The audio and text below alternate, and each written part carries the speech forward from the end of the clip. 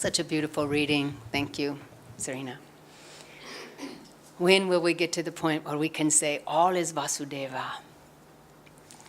And how high should we aspire? That is the title of today's satsang. And how high? Well, to the highest. We should aspire to the highest. And another way we could ask the question is, how much bliss do we want? How much freedom do we want? How much wisdom do we want? Just different words for the same question. How high should we strive for? And it's very interesting how Yogananda's autobiography of a yogi, such a spiritual classic, such a great avatar, puts himself in that book as the humble devotee going around India seeking saints, seeking a true master that can show him cosmic consciousness, can show him to God, introduce him to God. And the great masters, you can read their stories in the autobiography. All of them use as an example their lives and their teachings to show us this is what you do if you want to aspire to have God. You act like a humble devotee and seek those who are more advanced than you, who are enlightened. Listen to their words, read their words. Look into their pictures, look into their eyes. Attune yourself to their infinite consciousness. You know, in the Bible, Jesus, there's a section where Jesus is talking to his disciples and he says, unless you become better than the scribes and the Pharisees, which were the priests at the temple at that time, unless you become better than them, you will not enter the kingdom of heaven. You know, and what he's saying is, you have to be better than ordinary people. I mean, yes, the priests knew the scriptures and they spoke them all the time, but in their heart, they were seeking worldly things, power, money. But he said, you have to be greater than ordinary people. And so when we ask ourselves, how high, you know, how spiritual do we want to become? What do we want to achieve on the spiritual plane? We have to be around other spiritual seekers and saints and put ourselves in communion with them, put ourselves in satsang with them, fellowship with them, to be able to see where we stand in our spiritual evolution. Because if we put ourselves around a lot of short people, we're going to feel very tall. And so if we just go out into the marketplace and say, I am so much more spiritual than all the people in this market, you know, what is that really saying? I mean, one, there's no humility there, but two, this is not who we're comparing ourselves with. Yogananda in the autobiography went around and compared himself with saints. You know, I haven't achieved that yet. I want to do that. Show that to me. Can you give it to me? Ram Gopal Muzindor, no, I'm not the one that's going to give it to you. You're not ready yet, but your guru will give it to you, he says. So we need to aim high. We need to aim high. In fact, just after this section of the Bible, Jesus says, be ye therefore perfect, even as your Father in heaven is perfect. Now that does sometimes seem like a tall order. But what do? The avatars come and they show us by their lives what we can become. And Yogananda said, before I was guided by whims and fancies, until I became disciplined through my guru, until I took the discipline and the guidance of a true guru, then I was shown what to do. I was able to overcome my whims and fancies and my delusions and my ego and everything that told me that I could do this by my own power. Yogananda was with Sri Yukteswar, and Sri Yukteswar told him to do this, this, and this, and he said no, and he fled to the Himalayas. He was confused, and that's when Ram Gopal Muzindar said, you're not going to find it here, you're not ready. Go back. So then Yogananda allowed himself to be disciplined, and it wasn't easy. He had a very strict guru. But once he allowed himself to be disciplined, Sri Yukteswar gave him cosmic consciousness. And what about us? Yes, we have free will. Yes, we have to introspect. What do I need in my life? Where do I want to go? What should I do? It's better that we ask ourselves those questions inside than ask people in society, because they don't know better than us. But we can ask ourselves inside, introspect during meditation, what do I need?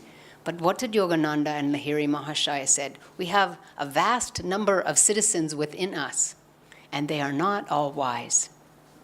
So when we're listening for that answer of what I should do, how do we know who's the wise citizen that's guiding us or not? We have to be like Yogananda and attune your consciousness to a self-realized teacher that can guide you what to do. And there's so many self-help books out there or self-help gurus that says you can affirm your own success, or you can have success without any trouble or without any even working for it. And if you visualize this, you'll achieve greatness. And for many people, that's their next step, and that is the right way to go. But for people who try to achieve spiritually, it is not through our own personal power, through our own personal energy, that we are going to have achievements. You know, there are certain divine laws, and we have a relationship with Cosmic Mother, with vast cosmic power that created all of creation. She loves us, and she wants to help us. And we have the ability of communing with her. And that's what they teach us. How do we commune with her? Because compared to the vast cosmos, we're very tiny little beings. But we identify with the infinite, we identify with that infinite cosmic power, and we can change our little selves into a great being. But we have to understand that it's not through our personal power that this happens.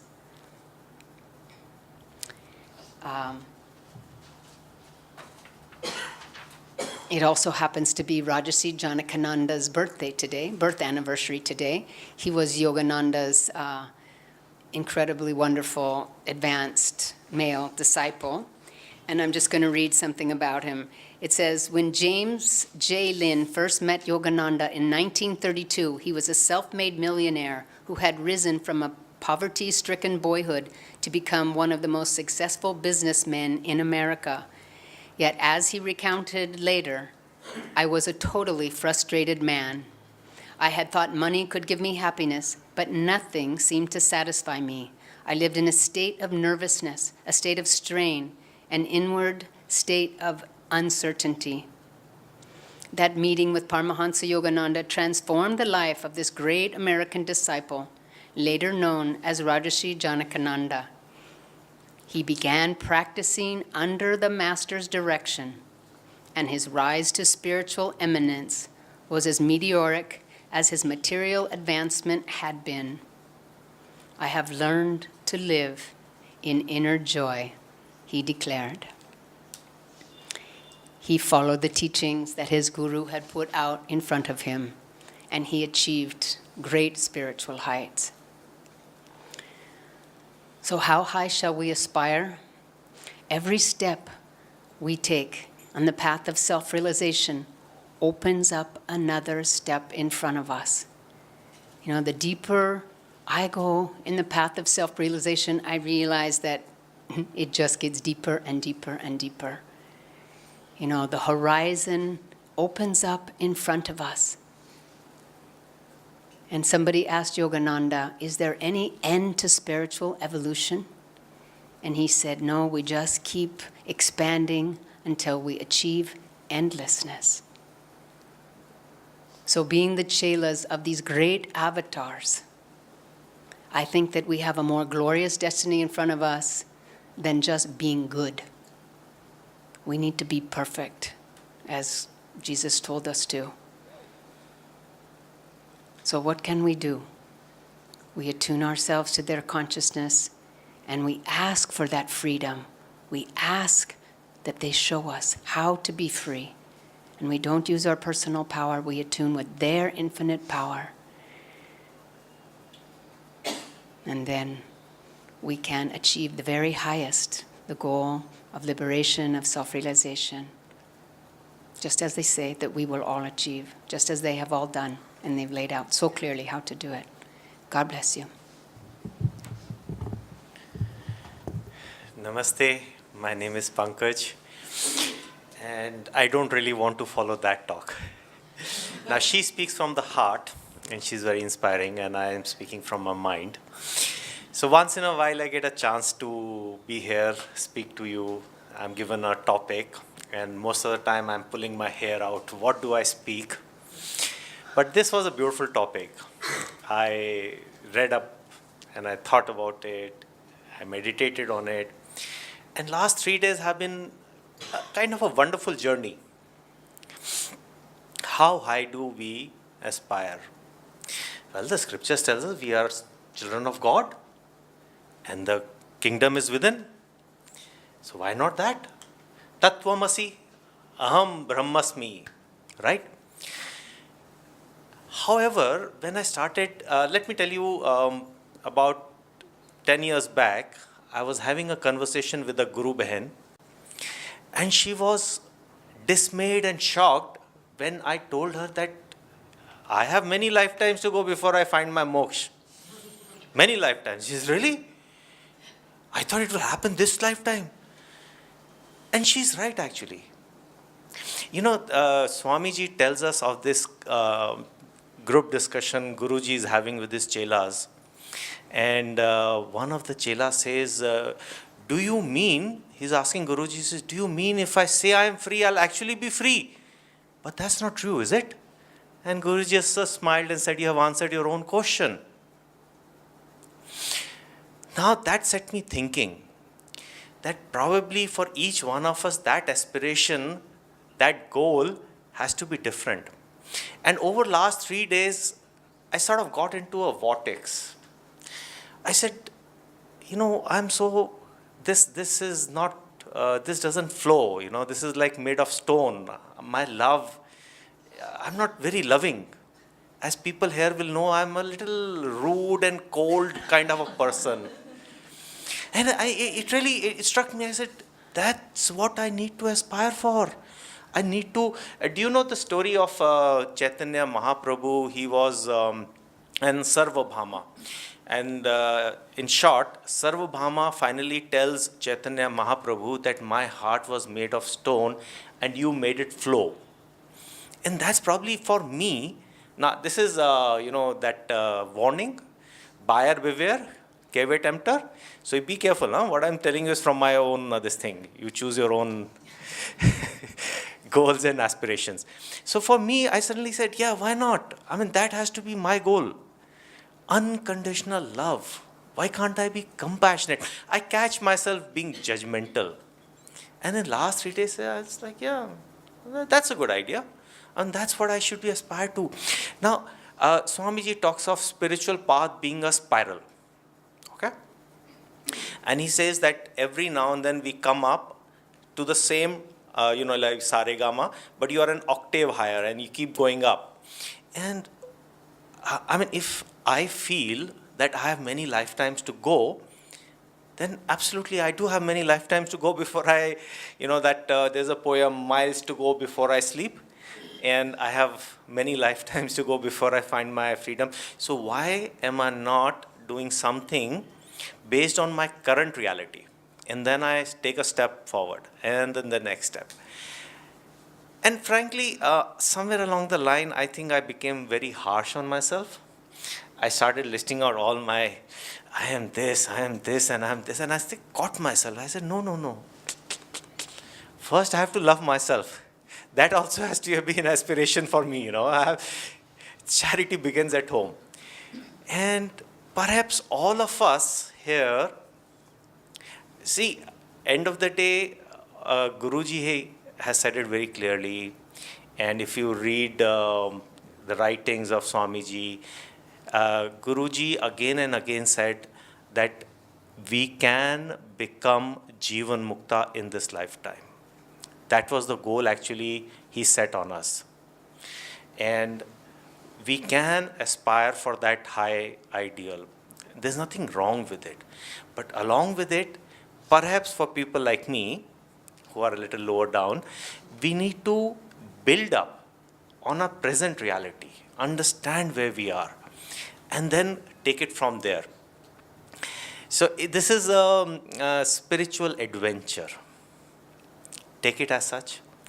Be loving, be kind to yourself, and then set your aspiration. Now, I know I have lots to go do, and hopefully in next week, I'll sit down and make some concrete goals for myself and not be running around here and there. There are few global, these statements they are called. I'm forgetting what they're called. Tattvamasi and Aham Brahmasmi. And perhaps if we spend some time consciously repeating them like an affirmation, because that is our true nature. That's what Guruji has said. That's what Swamiji says. That's what the scriptures say. So why not keep that goal also there, alive and kicking and well, Be perfect, be thou perfect as your Father in heaven is. So keep that goal in, don't rub it out. But at the same time, parallelly, work from where you are right now and aspire, work. So both of these things have to be together. There is something like fanciful thinking, wishful thinking, and then there is something called practical thinking. And you need to,